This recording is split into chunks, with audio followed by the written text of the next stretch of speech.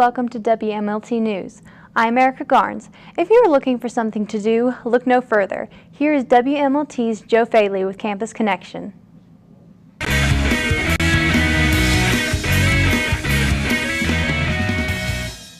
Welcome to Campus Connection, where you can get the scoop on what's happening around Concord University.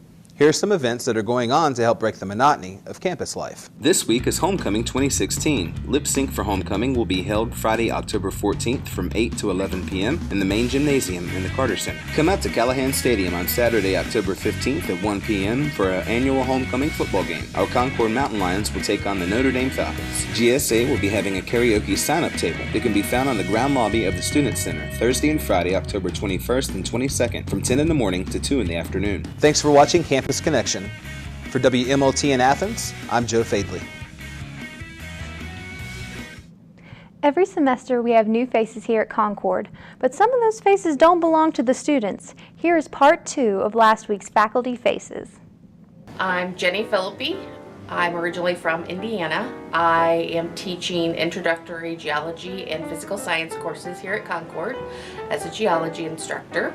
I have a master's in science from the University of California in Davis and a bachelor's in geology and English from DePaul University in Indiana.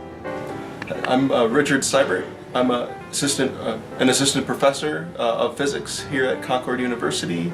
I'm originally from the Chicago area and laterly Michigan. I have a PhD in physics from the University of Illinois and a Bachelor of Science in Physics and Mathematics from Southern Illinois University. I'm Kip Cortez, an assistant professor of music here at Concord University. I completed my undergraduate degree at Valparaiso University in Indiana and my graduate degrees from the University of Michigan in Ann Arbor. I'm originally from the Chicago suburb of LaGrange Park, Illinois. Hi, I'm Angela Fideli. I'm originally from Princeton, West Virginia. I have my undergraduate degree from Alderson Broaddus College, it's now a university. I have my master's in social work from West Virginia University, and I have my law degree from the Appalachian School of Law. Here at Concord, I am a part of the MSW faculty for the online program. A few weeks ago, downtown Princeton held their 9th annual Autumn Fest. On Saturday, September 24th, people were able to browse through the heart of Princeton on Mercer Street during this special celebration. Autumn Fest is an event organized by the Princeton-Mercer County Chamber of Commerce where the town can participate in games, vendors, and even an autumn-themed baking contest. For more information on the Princeton's Autumn Fest, you can contact the Mercer County Chamber of Commerce at 1-304-487-1502. The Council for Exceptional Children is a group at a national level, but Concord also has a student chapter. Samantha Higgins, president of the council, tells us more about what they do here at Concord. This LuLaRoe fundraiser is for Action for Alex, who is a faculty staff member's son that was diagnosed with SMA type 2, which kind of breaks down muscles and ability to walk over time, eat over time, things like that. So all the proceeds from the LuLaRoe fundraiser will go to Action for Alex. The Council advocates for children with exceptionalities and also hosts buddy walks to raise awareness for Down syndrome, as well as donating money to Autism Speaks. And now, WMLT's Babe Murphy joins us in the studio with new head cheerleading coach Jessica Lily Doty. Babe? Thank you, Erica. I'm sitting here with Jessica Lily Doty, who has just taken over as the new cheerleading coach here at Concord. Thanks for being with us today. Thanks for having me, babe. So what made you want to take over as the cheerleading coach this year? Well, I was a cheerleader for 14 years. It's always been something that I've been very passionate about and loved.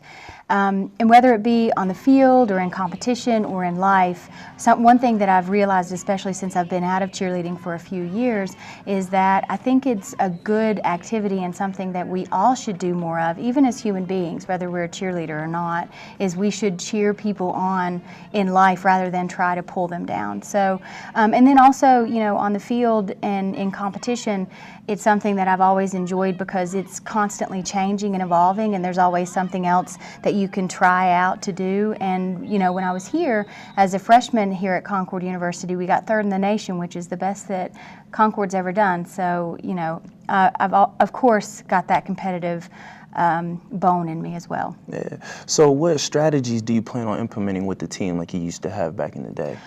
Well, I don't know if it was back in the day, but one thing that I've tried to do as a coach is to try and instill in practices that we do in practice every time, just like we would do in a game or in competition. So if we start a stunt or if we start to tumble, we don't just slop it out there to do it. We want to finish everything and follow through so that we're creating good habits and we're creating good muscle and good motions, and we're not creating bad habits.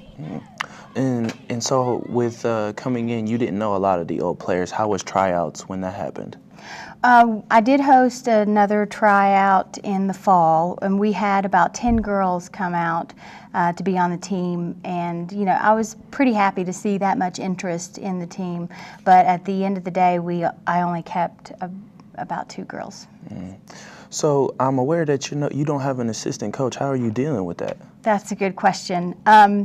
I have an excellent group of girls on the team, and just like with any other program, the older girls, whether it be your seniors, juniors, and even your sophomores, are going to pretty much set the tone and help lead the way for what direction the program's going to go into. So the example that they're setting is the way that the freshmen are going to basically follow. So without an assistant coach, I have relied pretty heavily on the girls that have returned. But I also, I see that as an opportunity, because I recognize that I'm more than a coach for these girls, and I take that really seriously, and I'm really honored to be in their lives that way, because I see it as an opportunity to show them certain different responsibilities in life that might come about. So like whether it be a fundraiser or different activities and being involved in the community, they're going to help me to make those decisions and to tally those different aspects of that. And so I think it's a good opportunity to help these girls, especially since they're in college, because the college years are usually part of those transition years from, childhood to adulthood. So. Okay. Well, thanks for coming again. We appreciate you coming here with us. Thanks for having me. All right. And for everybody else to see you, come out to support our cheerleaders. Until next time, I'll see you. Back to you, Erica. Thanks, babe.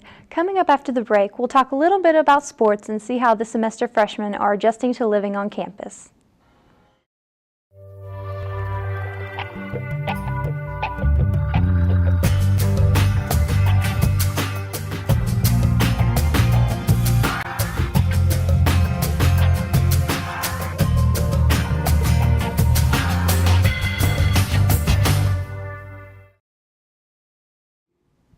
The men's soccer team is currently sitting with a 4-5 record.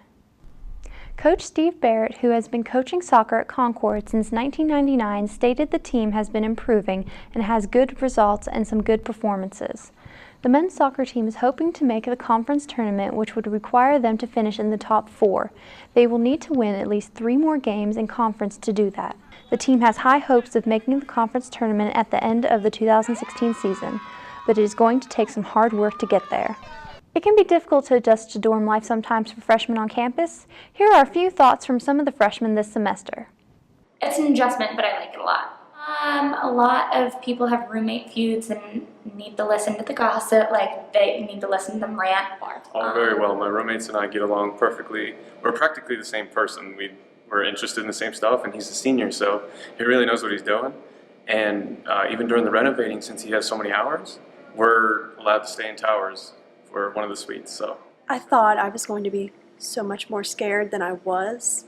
I thought I was just going to be terrified of it, but I really like it. It's just like, it's really nice. If you are a freshman that is having difficulties getting used to the dorm lifestyle, you can always reach out to other resident members for additional advice on coping with dorm life.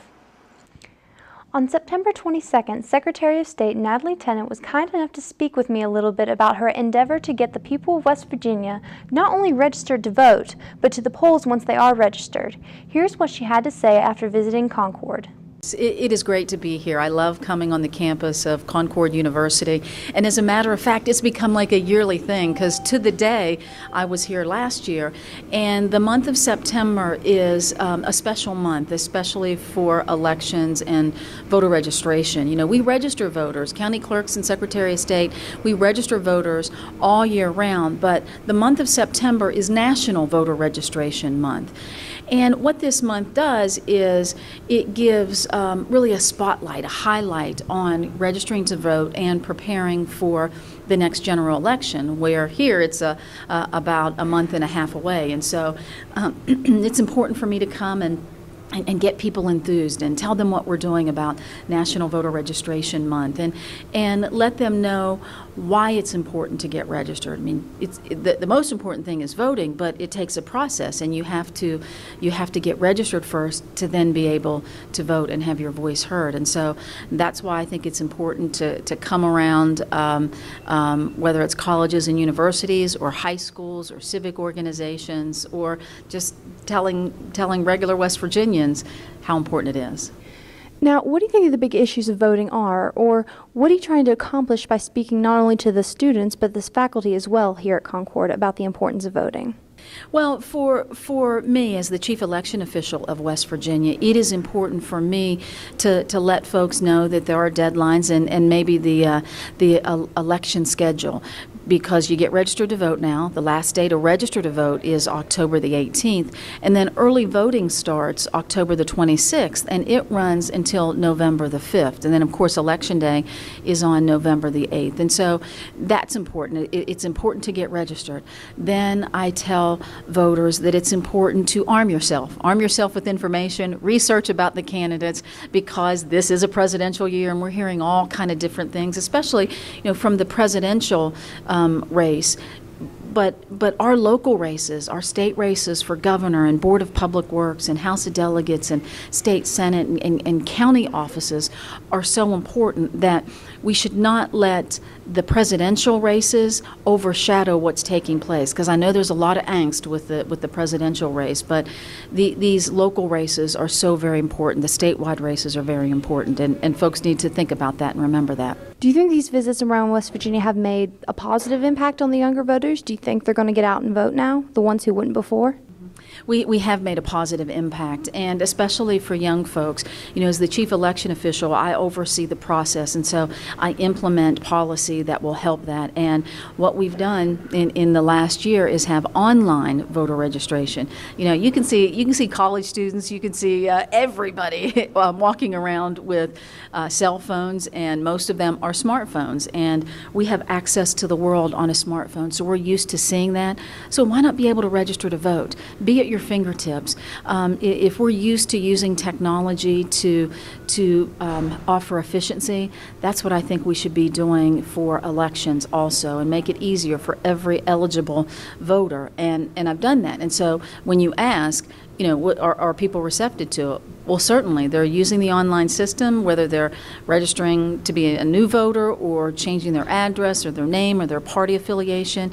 People really like that online service, and it is translating. We had 40% voter turnout in the primary election, which was more than the previous presidential primary election. So I'm looking forward to a good turnout in the general election. I'm hopeful that people don't get discouraged by the presidential race, that they focus on West Virginia's races in terms of for governor, for our statewide offices, for House of Delegates, and for state senate and the county races also.